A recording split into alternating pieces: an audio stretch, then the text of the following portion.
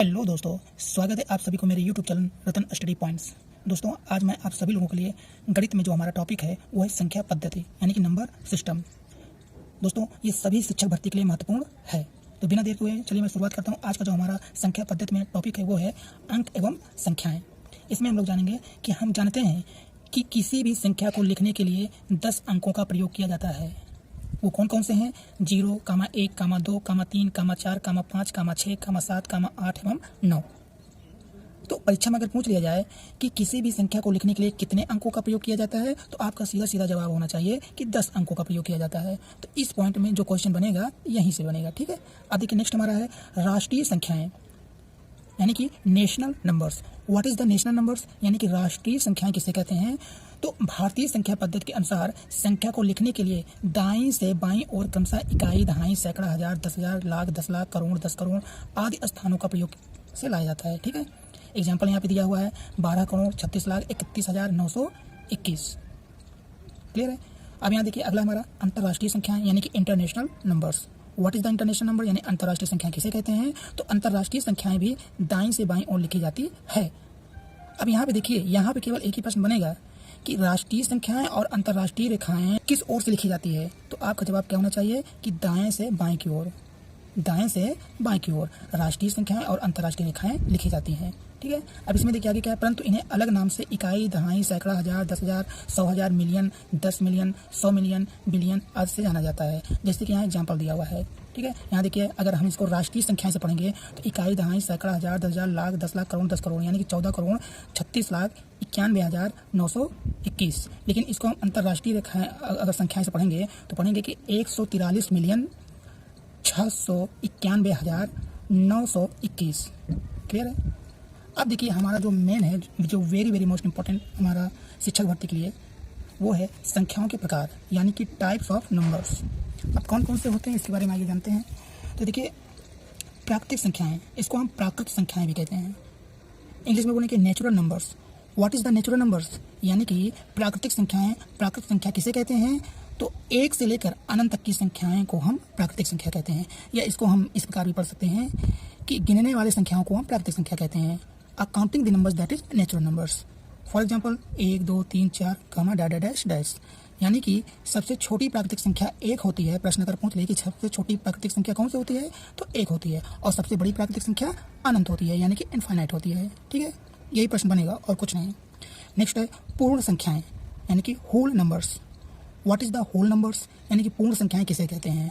तो 0 से लेकर अनंत की संख्याएं यानी 0 से लेकर अनंत तक की संख्याओं को हम पूर्ण संख्या कहते हैं यानी कि होल नंबर्स कहते हैं। या इसको ऐसे भी पढ़ सकते हैं कि प्राकृतिक संख्याओं में 0 को सम्मिलित कर लेने के बाद जो एक परिवार बनता है, जो एक श्रेणी बनता है, जो एक सीरीज बनता है, उसे हम पूर्ण संख्या कहते हैं, ठीक है। तो यहाँ पे जो डिफिनेशन लिखा हुआ है, जो मैं एक्स्ट्रा बताता हूँ, उसको भी आप लोग नोट करते जाइएगा। फॉर एग्जाम्पल 1, 2, 3, 4, डैश यानी कहाँ तक जाएगा? अनंत तक। अब यहाँ भी प्रश्न पूछ सकता है यानी सबसे छोटी पूर्ण संख्या कौन सी होती है?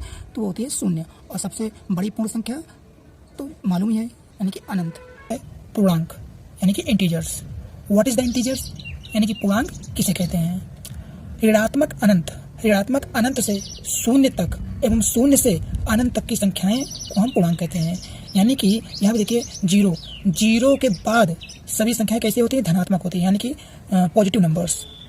और कहाँ तक चलती है? अनंत तक चलती है। और 0 के पहले सभी संख्याएं नेगेटिव नंबर्स यानी कि ऋणात्मक संख्याएं होती हैं। और ये भी कहाँ तक चलती है?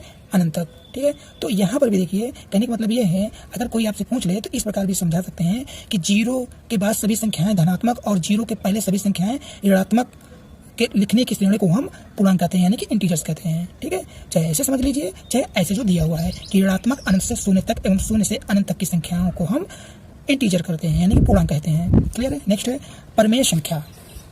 What is the rational number? परमेय संख्याएं, rational numbers. What is the rational numbers यानी परमेय संख्याएं किसे कहते हैं? तो वे सभी संख्याएं जिन्हें a/b जहां b नॉट इक्वल टू 0 यानी b 0 के बराबर नहीं है।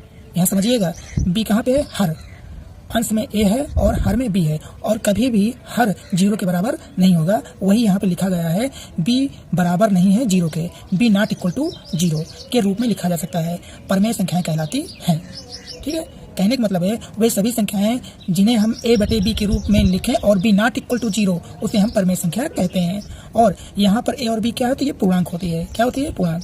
फॉर एग्जाम्पल जैसे कि 4 है, यानी कि 4 है, 4 को हम 4/1 भी लिख सकते हैं, 5/2, 5/6, ठीक है। यानी कि अंश बटे हर हमारा कैसा होना चाहिए? पूर्णांक होना चाहिए और हर कभी भी 0 के बराबर नहीं होगा।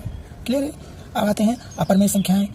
तो अपरमेय संख्याएं यानी कि इरेशनल नंबर्स वे सभी संख्याएं जिन्हें a बटे b और b नॉट इक्वल टू 0 के रूप में नहीं लिखा जा सकता है अपरमेय संख्याएं कहलाती हैं, जहां a तथा b पूर्णांक संख्याएं हैं।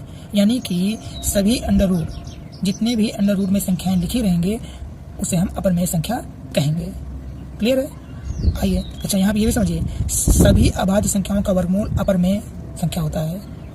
सभी अभाज्य संख्याओं का वर्गमूल यानी कि जितनी भी अभाज्य संख्या हैं उनका जो वर्गमूल होता है वो कैसा होता है? अपरमेय होता है। ठीक है, यहाँ पर तो इतना ही लिखा गया है, मैं आपको एक्स्ट्रा समझा देता हूँ। यहाँ देखिए √2 2 क्या है हमारा? एक सम अभाज्य संख्या है। 3 क्या है? ये भी अभाज्य संख्या है। 5 क्या है? ये भी अभाज्य संख्या है। अब यहाँ पर अगर ये कह दिया जाए कि अगर 4 √4 तो 4 का वर्गमूल क्या होगा? 2, और 2 को क्या पढ़ेंगे? 2/1, तो ये a बटे b के रूप में है कि नहीं? इसलिए सभी अभाज्य संख्याएं जो वर्गमूल में है वो अपरमेय संख्याएं होती हैं। क्लियर है? अब आते हैं सम संख्याएं यानी कि इवन नंबर्स। वे सभी पूर्णांक संख्याएं जो 2 से पूर्णतया विभाजित हो जाती हैं सम संख्याएं कहलाती हैं। यदि इकाई का अंक, ठीक है, देखिए इसको भी समझिए और एक ट्रिक है, यदि इकाई का अंक 0, 2, 4, 6 या 8 हो तो सम संख्या होता है। यानी कितनी भी बड़ी संख्या दिखे और अगर प्रश्न पूछ लिया जाए कि ये 2 से विभाज्य है कि नहीं, तो आपको इकाई अंक में केवल इतना ध्यान देना है कि 0, 2, 4, 6 और 8। जैसे यहाँ दिए 5638, ये 2 से विभाज्य है तो आपको इकाई अंक देखना है, कितना दिया है? 8। 8 दिया है तो वो 2 से विभाज्य है। क्यों? क्योंकि 0, 2, 4, 6, 8 अगर इकाई अंक दिखे तो वो क्या है? 2 से विभाज्य होगी। यहाँ पे देखिए 2968, 4712, 3916, तो इसमें इकाई अंक 6 है, इसमें इकाई अंक 2 है, इसमें इकाई अंक 8 है, इसमें भी 8 है, जो कि दिया हुआ है 0, 2, 4, 6, 8 दिखे तो वो हमारा 2 से विभाज्य है। क्लियर है? नेक्स्ट है विषम संख्या यानी कि odd numbers. What is the odd numbers यानी कि विषम संख्या किसे कहते हैं? वे सभी पूर्णांक संख्याएं जो 2 से पूर्णतः विभाजित नहीं है।